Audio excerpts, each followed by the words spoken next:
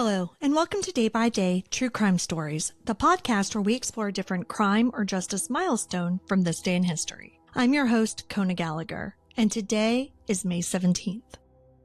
On this day in 2001, a 17-year-old girl named Alissa Turney walked out of her Phoenix, Arizona home and was never seen again. At first, police assumed that she'd run away, but over the years, that simple explanation unraveled, revealing a far more complicated story. One that involves secret recordings, family control, and a sister who refused to stop searching for the truth. Today, we're going to revisit the strange and heartbreaking disappearance of Alissa Turney. Let's get started.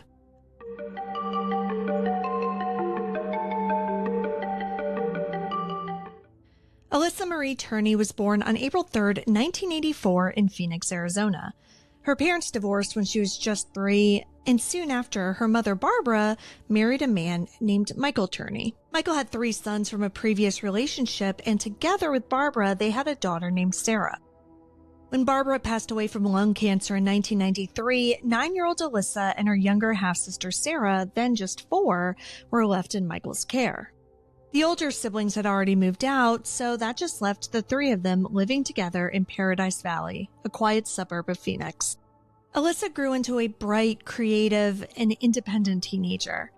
At Paradise Valley High School, she was known for her outgoing personality and her unique style.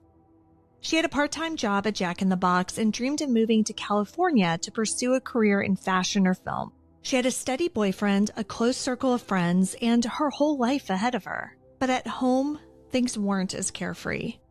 Michael Turney was deeply controlling. Friends recall how he installed surveillance cameras throughout the house and recorded Alissa's phone calls. He insisted that it was for her safety, but Alissa told people that it made her feel like she was constantly being watched, probably because she was. She wasn't allowed to go out unless he knew every detail. And according to at least one of her friends, she hinted that there were things going on at home that she couldn't talk about. Still, Alissa tried to just stay focused on her future. Her senior year was right around the corner and she had plans. But those plans would come to a sudden and unexpected end on May 17th, 2001. That morning, Alissa showed up for her classes like usual. At around 11 a.m., she stopped by her boyfriend's woodworking class to tell him that she was leaving early. Her stepdad, Michael, was picking her up for lunch. And that was the last time that anyone besides Michael saw her.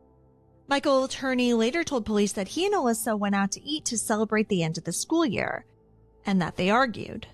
According to him, Alissa wanted more independence. She was tired of the rules, the surveillance, and the control. He claimed that she got upset, went to her room, and that he just left to run errands and pick Sarah up from a field trip. And when they returned home that afternoon, Alissa was gone. Michael said that he found a handwritten note on her dresser. It said that she was running away to California and had taken $300 from him. But strangely, almost everything else that Alissa owned, her phone, makeup, jewelry, and the $1,800 she had in a bank account, all of that was untouched. Even her car hadn't moved. The only item missing was a black backpack. That night, Alissa didn't show up to a party that she had been expected to attend. So her friends started calling because something felt off.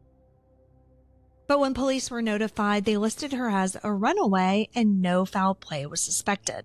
Michael claimed that a few days later, he actually received a brief phone call from Alissa. She told him that she was in California and then hung up. But no one else ever heard from her again.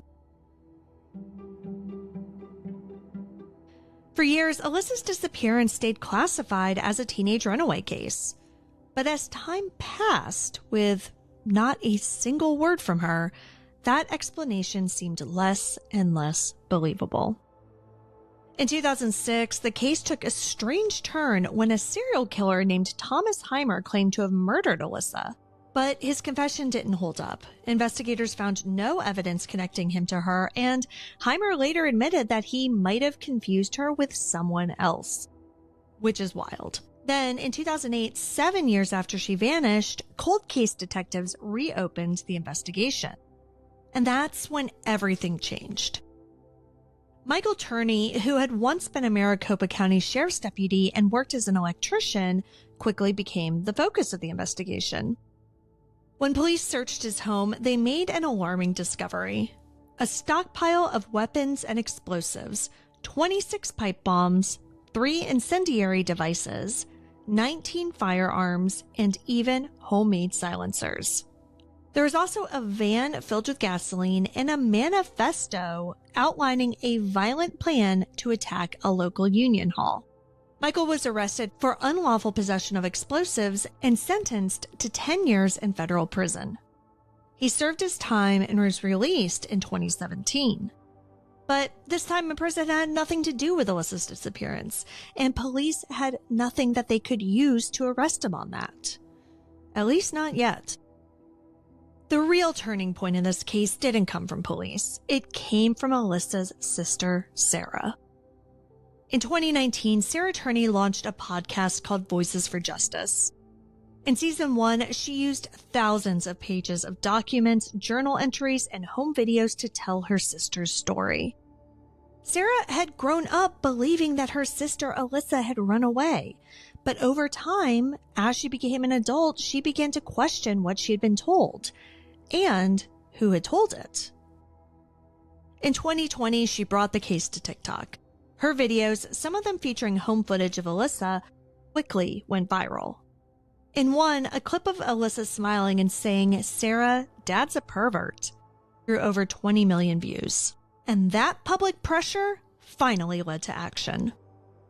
In August 2020, 19 years after Alissa vanished, Michael Turney was arrested and charged with second-degree murder.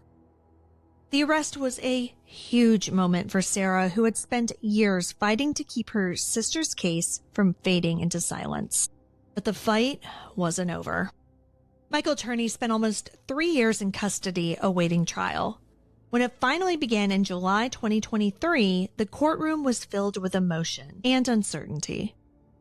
Because there's no body, no physical evidence, and no eyewitness testimony, the prosecution's case was entirely circumstantial.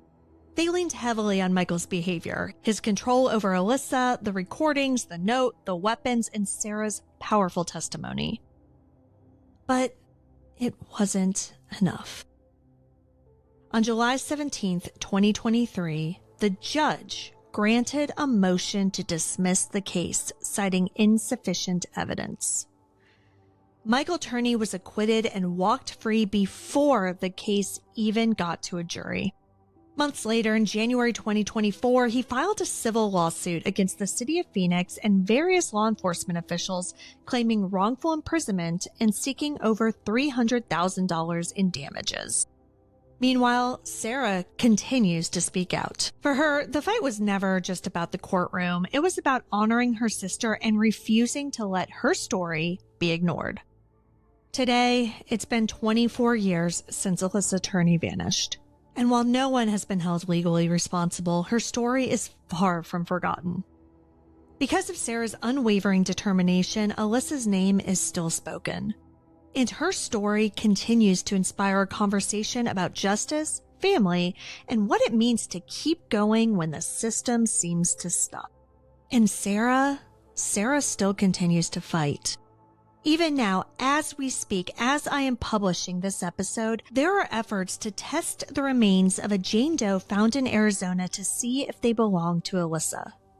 Tests against Alissa's dental records were inconclusive, so now Sarah is fighting to have DNA tests performed. You can follow along with this journey and the rest of Sarah's advocacy efforts on her TikTok, which is at Sarah E. Turney. We may not know exactly what happened on May 17th, 2001, but we do know this.